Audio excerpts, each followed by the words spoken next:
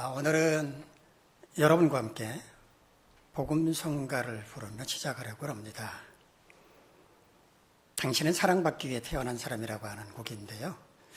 노래만 부르기 밋밋하니까 서로를 축복하면서 손을 내밀어서 축복하며 불러보도록 하겠습니다.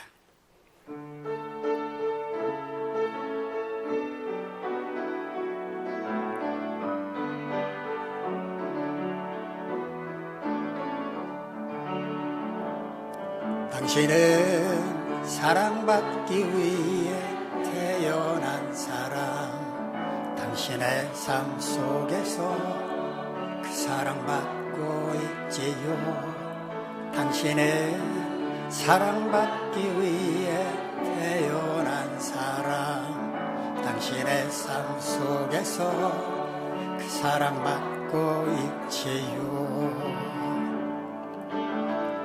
태초부터 시작된 하나님의 사랑은 우리의 만남을 통해 이 열매를 맺고, 당신이 이 세상에 존재함으로 인해 우리에겐 얼마나 큰 기쁨이 되는지.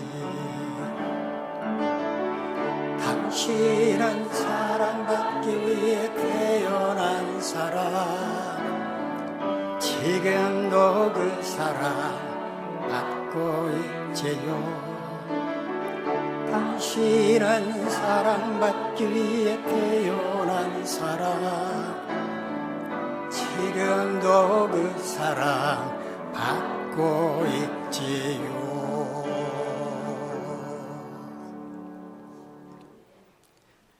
이 노래는 지난 1997년 이민섭이라고 하는 21살 청년이 친구의 생일을 축하하기 위해서 만든 노래라고 합니다. 그 이후에 주로 교회에서 축복송으로 불려졌는데 28년이 지난 지금은 그리스도인들 뿐만이 아니고 전 국민이 즐겨 부르는 애창곡이 되었습니다.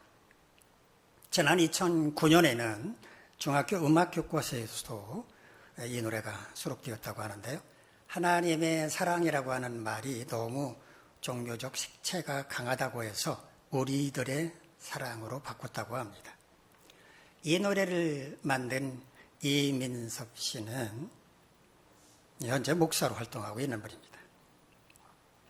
이 노래가 전 국민의 사랑을 받게 된 것은 당신이 이 세상에 존재함으로 인해 우리에게 얼마나 큰 기쁨이 되는지라고 하는 아름다운 노랫말 때문이라고 생각합니다. 존재 그 자체만으로도 기쁨이 된다는 말을 듣고 감동하지 않을 사람이 어디 있겠습니까? 하나님은 저와 여러분을 이처럼 사랑하십니다. 과거에도 그랬고 지금도 그러하고 앞으로도 우리는 그런 사랑을 받으며 살아갈 것입니다. 그런데 말입니다.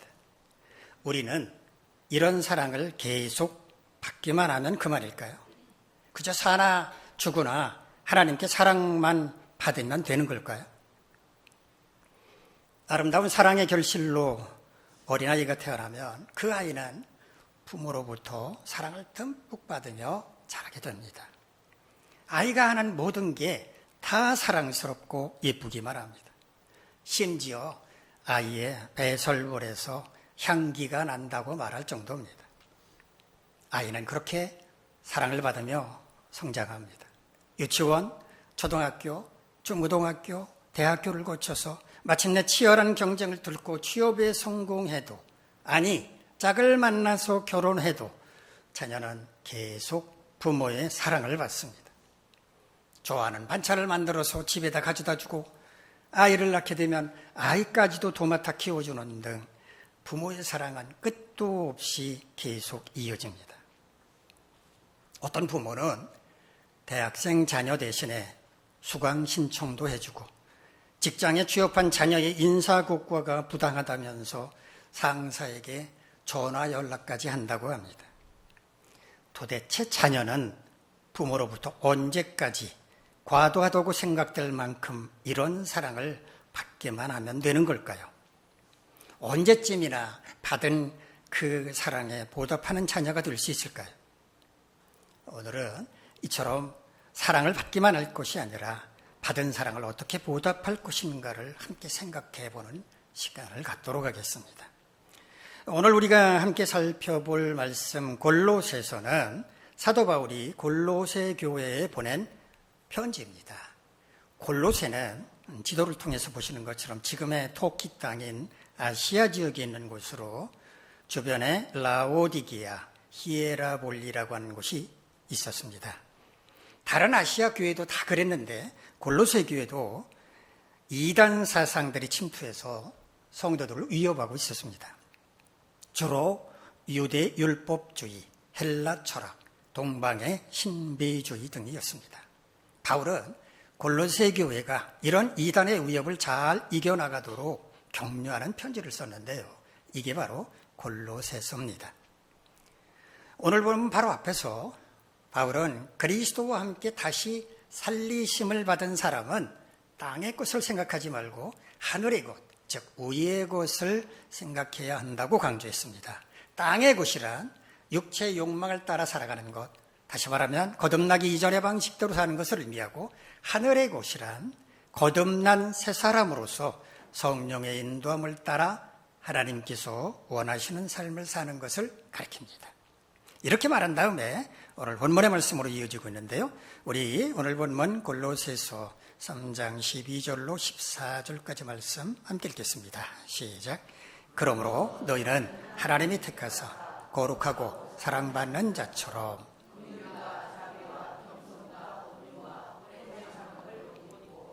누가 누구에게 불만이 있거든 서로 용납하여 피차 용서하되 주께서 너희를 용서하신 것 같이 너희도 그리하고 이 모든 것 외에 사랑을 도하라. 이는 온전하게 매는 띠니라. 바울의 편지를 보면 그러므로란 말이 자주 등장을 합니다. 그러므로란 말은 앞에서 한 말과 연결시켜주는 접속사입니다. 앞에서 거듭난 그리스도인은 어떤 사람인지를 말해주었는데, 그러므로 즉 우리는 거듭난 그리스도인이라는 것을 알았으므로 이제부터 내가 말하는 대로 살아야 합니다 라는 것을 강조하려는 겁니다. 그러면 거듭난 그리스도인은 어떻게 살아야 하는가? 하나님이 택하사 거룩하고 사랑받는 자처럼 살아야 한다고 말합니다. 이 택한다라고 우리 말로 번역한 헬라어는요, 에클레고라고 하는 말인데요, 무엇 무엇으로부터 무엇 무엇에게서라고 하는 의미의 에크란 말과 말한다 라는 의미의 레고라는 말이 합쳐진 말로요, 선택하다, 고르다, 뽑는다는 뜻입니다. 하나님께서 많은 사람이 있는 가운데서 누구 아무개 이름을 불러서 선택하셨다라는 그런 의미입니다. 거룩하신 하나님께서 이렇게 친히 선택하셨기 때문에 선택을 받은 우리는 하나님처럼 거룩한 사람이 되었고 하나님의 사랑을 받는 사람이 되었다는 겁니다. 그러므로 그에 걸맞게 살아야 한다는 겁니다. 그렇다면 하나님께서 친히 선택하신 거룩하고 하나님의 사랑을 받는 사람은 어떻게 살아야 하는가? 긍휼과 자비와 겸손과 온유와 오래 참음을 옷 입어야 한다고 말합니다. 이 5가지 성품들은 주님의 성품이기도 합니다. 그리고 또한 성령의 열매들이기도 합니다. 즉 하나님께서 친히 선택하신 거룩하고 하나님의 사랑을 받는 사람은 성령의 인도함을 따라 살아가야 한다라는 겁니다. 또한 누가 누구에게 불만이 있거든 서로 용납하여 피차 용서하되 주께서 너희를 용서하신 것 같이 너희도 그리하라 라고 말하고 있습니다. 불만이라고 우리말로 번역하려면요, 멈패라는 말인데 비난, 나무람, 다툼, 불만이라는 뜻입니다. 상대방에게서 자기 마음에 맞지 않는 어떤 것을 발견함으로써 좀 불편해지고 또 화도 나고 뭔가 한마디 좀 쏘아 붙여야만 할 것 같은 그런 상태를 말하는 겁니다. 비록 이와 같은 상황과 맞닥뜨렸다고 하더라도 자신의 감정에 따라서 그 사람을 미워하거나 화를 낸다거나 상대방을 비난하는 말을 쏟아내는 대신에 서로 용납하여 피차 용서해야 한다고 말합니다.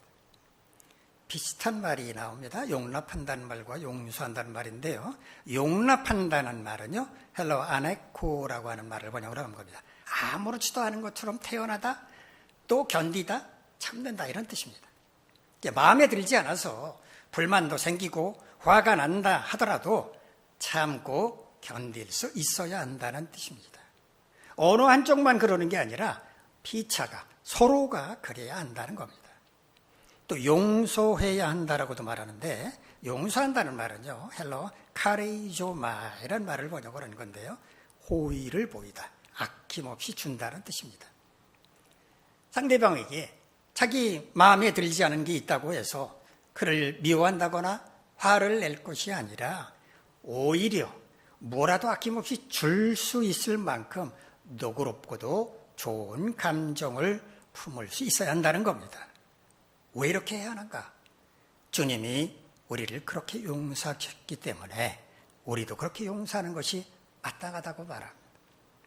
주님이 보실 때 우리에게도 마음에 들지 않은 것이 많이 있었고 온갖 죄와 허물투성에 불과했었지만 주님은 그런 우리를 용서하시고 주님의 자녀로 삼아주셨다는 겁니다. 우리는 주님으로부터 그런 용서를 받았기 때문에 우리도 마음에 들지 않는 누군가를 용서하는 것이 옳다는 말입니다. 이 모든 것 위에 사랑을 도하라 라고 말하면서 이 사랑은 온전하게 매는 띠라고 말하는데요, 여러 가지 것들을 하나로 묶는 끈, 밴드와 같이 사랑은 모든 것을 하나 되게 하는 역할을 한다는 겁니다. 도저히 용서할 수가 없고 용납할 수가 없다면 사랑의 마음을 품어보라는 겁니다. 그러면 용납할 수 있고 용서할 수 있게 될 것이다 라는 의미입니다. 사랑은 마치 만능 열쇠와도 같이 어떤 형편에서도 모두를 하나로 엮어주는 끈과 같은 역할을 한다는 겁니다. 우리 오늘 본문 골로새서 3장 15절로 17절까지 말씀 함께 읽겠습니다. 시작. 그리스도의 평강이 너희 마음을 주장하게 하라.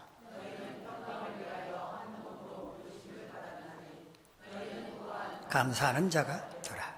그리스도의 말씀이 너희 속에 풍성히 고하여 피차 가르치며 권면하고 시와 찬송과 신령한 노래를 부르며 감사하는 마음으로 하나님을 찬양하고 또 무엇을 하든지 말이나 일이나 다 주 예수의 이름으로 하고 그를 힘입어 하나님 아버지께 감사하라. 그리스도의 평강이 너희 마음을 주장하게 하라 라고 말하는데, 주장한다 라고 보니까 헬라어는요, 브라비오란 말입니다. 통치하다, 지배하다, 심판자로 행동한다는 뜻입니다. 그리스도의 평화가 우리의 마음을 지배하도록 주님께 자신을 온전히 맡겨야 한다는 뜻입니다. 만일 그리스도의 평강이 우리의 마음을 지배한다면 우리는 어떤 상황에서도 평화를 누릴 수 있게 될 것입니다.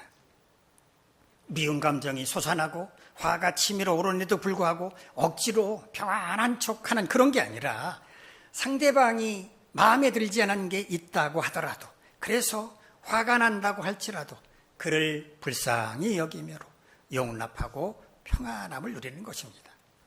주님의 평강이 우리의 마음을 지배할 때는 이와 같이 차원 높은 평화를 누릴 수 있게 된다는 겁니다. 그리스도의 말씀이 너희 속에 풍성히 고하게 하라라고 말하는데, 말씀을 우리 속에 고하게 한다라는 것은 말씀이 우리를 이끌어 가도록 말씀에 순종한다는 뜻입니다. 매사 말씀의 인도함을 따라 살아간다는 말입니다. 바울은 주의 말씀이 우리를 사로잡고 이끌어갈 때 우리 삶이 어떻게 변화되는지를 말해주는데요. 첫 번째, 모든 지혜로 피차 가르치게 될 것이라고 말합니다. 가르친다는 말의 반대말은 뭘까요? 배운다는 말이죠. 무언가를 배우려면 자기 스스로 노력한 방법도 있죠. 그런데 그렇게 하는 방법은 시간도 오래 걸리고 힘들기도 합니다. 그래서 어떤 것을 배우고자 할 때 가장 좋은 방법은 뭔가 하면 그걸 배워서 알고 있는 사람으로부터 가르침을 받는 것입니다. 어린이집, 유치원, 학교, 학원이 그래서 필요한 것입니다. 그러나 가르침은 꼭 그런 곳에서만 일어나는 게 아니죠. 어디에서나 가능합니다. 가정에서도, 직장에서도, 교회에서도 얼마든지 가르침은 있을 수 있습니다. 자신이 알고 있는 것을 누군가에게 알려주면 되기 때문에 그렇습니다. 주님의 말씀이 우리를 사로잡고 이끌어갈 때 우리는 주님이 주시는 지혜와 능력으로 누군가를 가르칠 수 있게 된다는 겁니다. 두 번째는 권면하게 될 것이라고 말합니다. 권면한다. 우리말로 이렇게 번역한 헬라어는요, 누데테오라고 하는 말인데 훈계하다, 타이르다, 마음에 새긴다는 뜻입니다. 잘못하고 있는 뭔가가 있을 때 그러면 안 돼 하고 지적하고 쓴소리를 하는 것을 가리킵니다. 우리는 누군가에게 쓴소리하는 것을 꺼립니다. 왜냐하면 상대방이 자신의 쓴소리에 대해서 거부 반응을 일으킨다거나 자기를 반발한다거나 이렇게 하는 것을 생각하기 때문에 아예 쓴소리를 하지 않고 입을 꾹 닫고 있으려고 합니다. 그런데 그건 상대방을 진정으로 사랑하는 태도는 아닙니다. 진정으로 사랑한다면, 정말 상대방을 위한다면 상대방이 싫어하더라도 반발하더라도 쓴소리를 하는 것이 옳기 때문입니다. 주님의 말씀이 우리를 지배하게 될 때 우리는 이런 역할을 감당할 수 있게 된다는 겁니다. 세 번째는 시와 찬송과 신령한 노래를 부르며 감사하는 마음으로 하나님을 찬양할 것이라고 말합니다. 한마디로 말한다면 기쁜 마음으로 하나님을 찬송하는 삶, 또한 범사에 하나님께 감사하는 삶을 살게 된다는 겁니다. 가장 그리스도인다운 삶이 뭐라고 생각하십니까? 라고 저에게 묻는다면 저는 이렇게 대답을 할 것 같습니다. 늘 기쁨으로 주님을 찬양하는 삶을 사는 것, 범사에 감사하는 삶을 사는 것입니다. 바로 그런 삶은 주님의 말씀이 우리를 사로잡을 때, 우리가 온전히 주님의 말씀에 순종하며 살아갈 때 가능하다는 겁니다. 마지막으로 바울은 무엇을 하든지 말할 때나 일할 때나 다 주 예수의 이름으로 하고 그를 힘입으라고 말합니다. 무슨 말을 하든지 무슨 일을 하든지 주 예수의 이름으로 하라. 이 말이 무슨 의미일까요? 우리가 어디에서 무슨 일을 하면서 살아가든지 예수님의 인격, 예수님의 삶, 예수님의 교훈을 본받아서 마치 예수님께서 그렇게 하는 것처럼 살라는 말입니다. 예수님이시라면 이럴 때 어떻게 말씀을 하실까? 예수님이라면 이럴 때 어떻게 일하실까? 이렇게 생각하고 행동해야 한다는 겁니다. 예수님을 힘입으라라고 그렇게 말하고 있는데요. 이 힘입는다는 말은 헬라어 디아라고 하는 말을 번역을 한 겁니다. 이 디아는 무엇을 통하여 무엇을 수단으로라고 하는 전치사입니다. 자, 우리말로는 좀 의역을 했는데요. 예수님이 주시는 지혜와 능력으로 예수님의 도움을 받아서 예수님처럼 살라라는 말입니다. 오늘 본문의 핵심 메시지는 무엇인가? 예수 그리스도와 함께 다시 살리심을 받은 우리 그리스도인은 거룩한 하나님의 자녀답게, 하나님의 사랑을 받는 자녀답게 합당한 삶을 사는 것이 마땅하다는 겁니다. 즉 구원받은 하나님의 자녀로서 사랑을 받는 것을 기뻐하고 자랑만 할 것이 아니라 받은 사랑에 보답하는 삶을 살도록 힘써야 한다는 겁니다. 자, 그렇다면 우리는 어떻게 받은 사랑에 대해 보답하는 삶을 살 것인지 생각해 보도록 하겠습니다. 첫째는 하나님의 영인 성령의 인도하심을 따라 삶으로써 성령의 열매들을 나타내 보여줄 수 있어야 합니다. 하나님은 영으로 존재하시는 분입니다. 우리 눈으로 확인할 수 없는 분입니다. 그러므로 하나님과 함께한다. 이 말은 곧 하나님의 영과 함께한다는 말입니다. 하나님께서 우리를 선택하시고 하나님의 사랑을 듬뿍 우리에게 부어주신다는 말은 뭘 의미하는지 아십니까? 하나님께서 우리에게 이렇게 말씀하시는 겁니다. 나는 너와 늘 함께하고 싶단다. 하나님으로부터 사랑을 받는다는 것은 하나님으로부터 러브콜을 받는다는 말이라는 겁니다. 나 너하고 늘 함께하고 싶어. 이런 의미로 하나님은 우리에게 사랑을 듬뿍 부어주신다는 겁니다.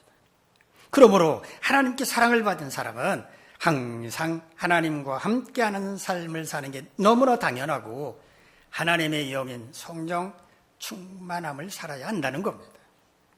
만약에 우리가 성령 충만한 삶을 산다면 우리에게서는 숨길 수 없는 증거가 나타나게 되는데요. 그게 뭔가?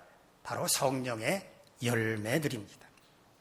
사랑, 기쁨, 평화, 인내, 친절함, 선함, 진실함, 온유함, 그리고 절제하는 모습, 이런 것들이 성령의 열매들입니다. 성령 충만할 때 우리는 이런 성품들이 우리에게서 저절로 드러난다는 겁니다.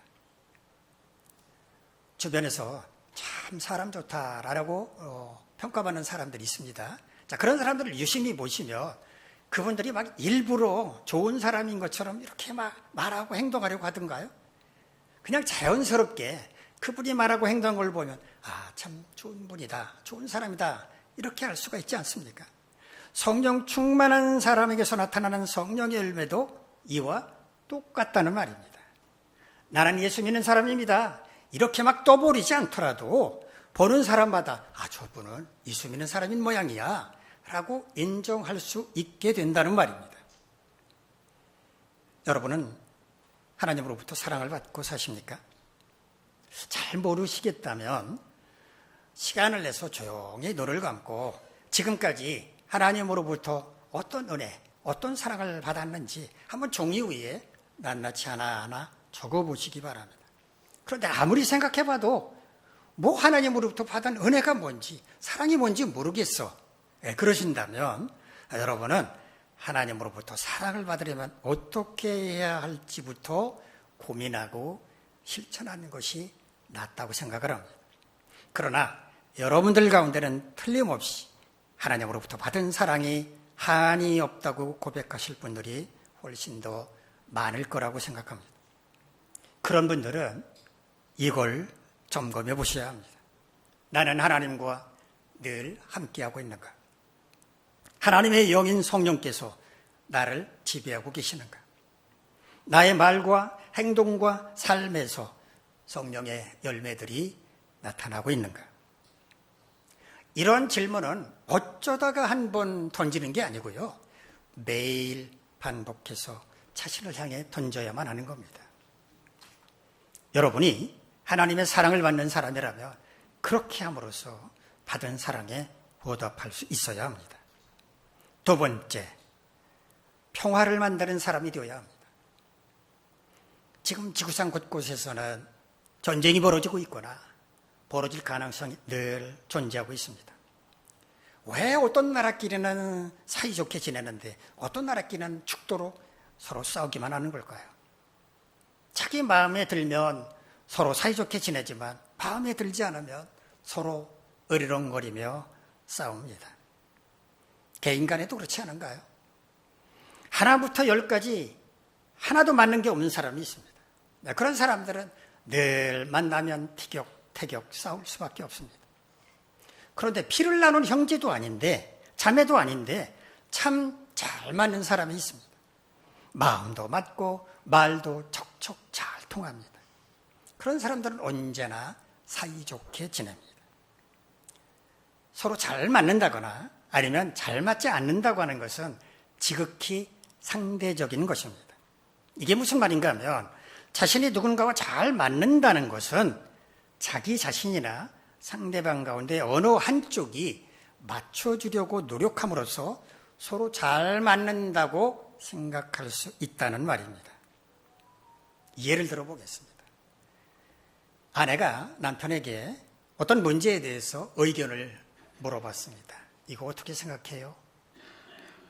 이때 남편은 아내에게 당신 생각이 좋다라고 대답을 했습니다. 이럴 때 두 사람은 잘 맞는다고 말할 겁니다.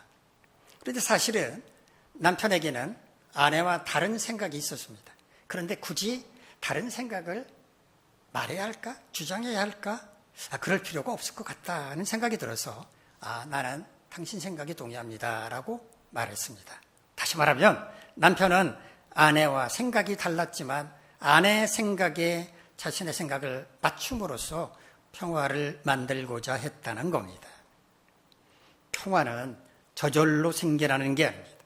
함께 만들어가는 것입니다.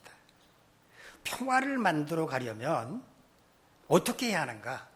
두 가지가 필요합니다. 평화를 만들어 가려면 첫 번째는 상대방을 사랑하는 마음이 필요합니다.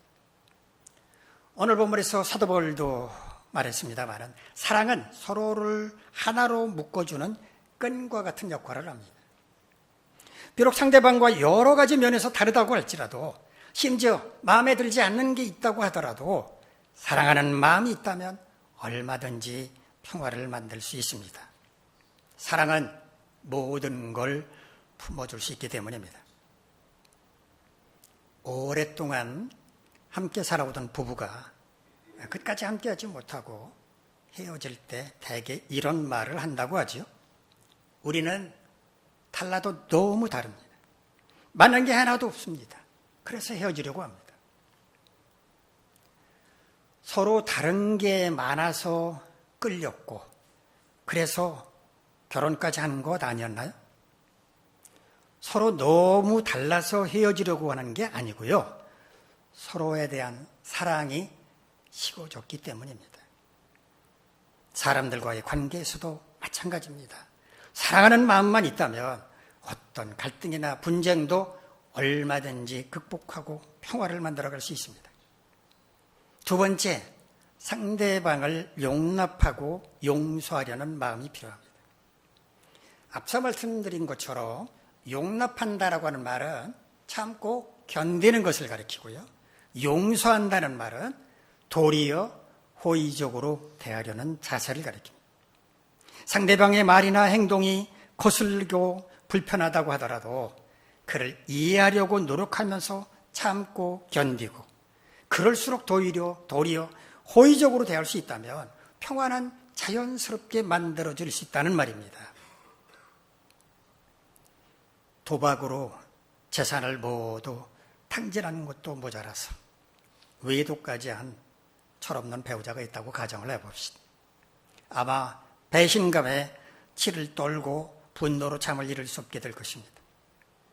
법적으로 유책 배우자이기 때문에 이혼을 선택한다면 통쾌한 승리를 거둘 수도 있을 겁니다.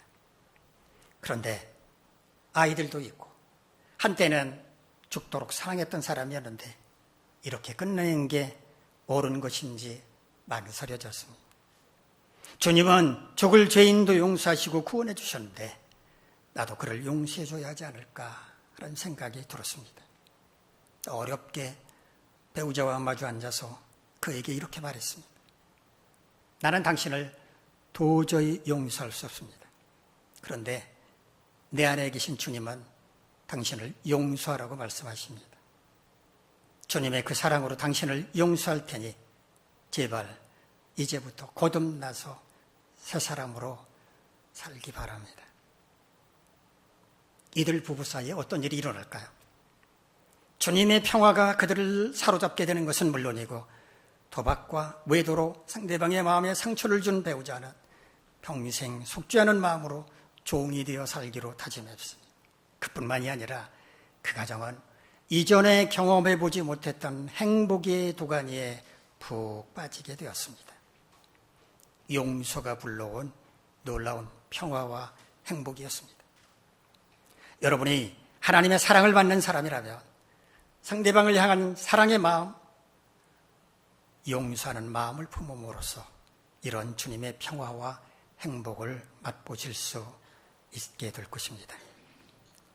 세 번째, 주님의 인격, 주님의 삶, 주님의 말씀을 본받아 주님처럼 살고자 힘써야 합니다. 평생을 함께 해야 할 배우자를 선택할 때는 고려해야 할 사항이 참 많이 있습니다. 20, 30년 동안 전혀 다른 문화권에서 살아온 두 사람이 만나서 한 공간에서 살아간다고 하는 것은 결코 쉬운 일이 아니기 때문입니다. 재고 또 잰 다음에 뭐 이 정도면 괜찮겠다 싶어서 한 가정을 이루었더라도 막상 살다 보면 많은 갈등을 겪게 됩니다. 흔히 배우자를 고를 때 그의 부모를 만나보라는 말을 합니다. 왜냐하면 자녀는 부모님의 성품을 닮을 수밖에 없기 때문입니다. 자녀는 부모로부터 삶의 습관, 마음 씀씀이 성품을 배우게 됩니다. 부모를 존경하는 자녀일수록 더 많이 부모처럼 됩니다. 하나님의 사랑을 받는 자녀도 마찬가지입니다. 하나님의 사랑을 받는 사람들은 하나님의 성품을 닮아가려고 했습니다.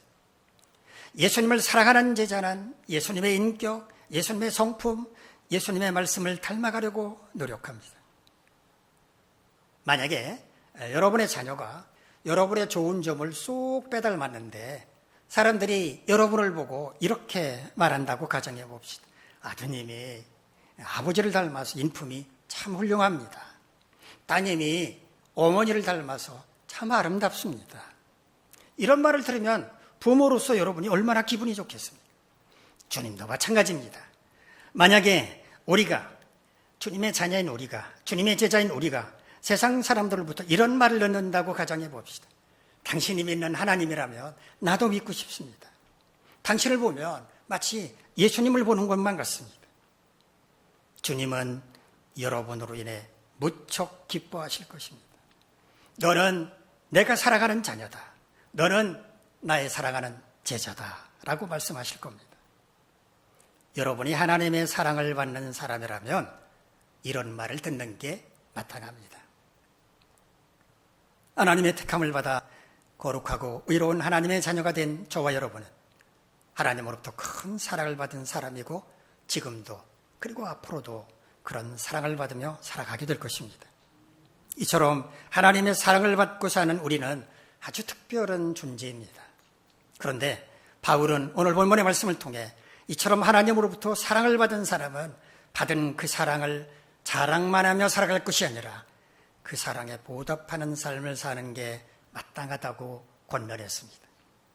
우리는 어떻게 받은 사랑에 대해 보답하는 삶을 살까요? 첫째, 하나님의 영인 성령의 인도하심을 따라 삶으로써 성령의 열매들을 나타내 보여줄 수 있어야 합니다. 나는 늘 너와 함께하고 싶다라고 하는 하나님의 마음을 헤아려 날마다 성령 충만하여 성령의 인도하심을 따라 삶으로써 하나님의 자녀이며 예수 그리스도의 제자라고 하는 정체성을 보여줄 수 있어야 합니다. 두 번째, 평화를 만드는 사람이 되어야 합니다. 상대방을 사랑하는 마음을 품고 상대방을 용납하고 용서하려는 마음을 품음으로써 평화를 만들어 가야 합니다. 세 번째, 주님의 인격, 주님의 삶, 주님의 말씀을 본받아 주님처럼 살아가고자 힘써야 합니다. 믿지 않는 세상 사람들로부터도 인정받는 하나님의 자녀, 칭찬받는 그리스도인이 될 수 있도록 노력해야 합니다. 여러분 모두 이와 같이 받은 사랑에 보답하는 삶을 살기를 힘쓰는 주님의 자녀, 주님의 제자가 되시기를 간절히 바랍니다. 기도하겠습니다. 자비로우신 하나님, 우리 모두 하나님의 사랑을 받으며 살아갑니다. 그러나 그 사랑만 기뻐하며 자랑할 것이 아니라 받은 사랑에 보답하는 삶을 살 수 있도록 도와주시옵소서. 우리가 바로 그와 같은 삶을 살 수 있도록 날마다 우리를 채근해 주시고 우리와 동행하여 주시옵소서. 예수님의 이름으로 기도하옵나이다. 아멘. 자리에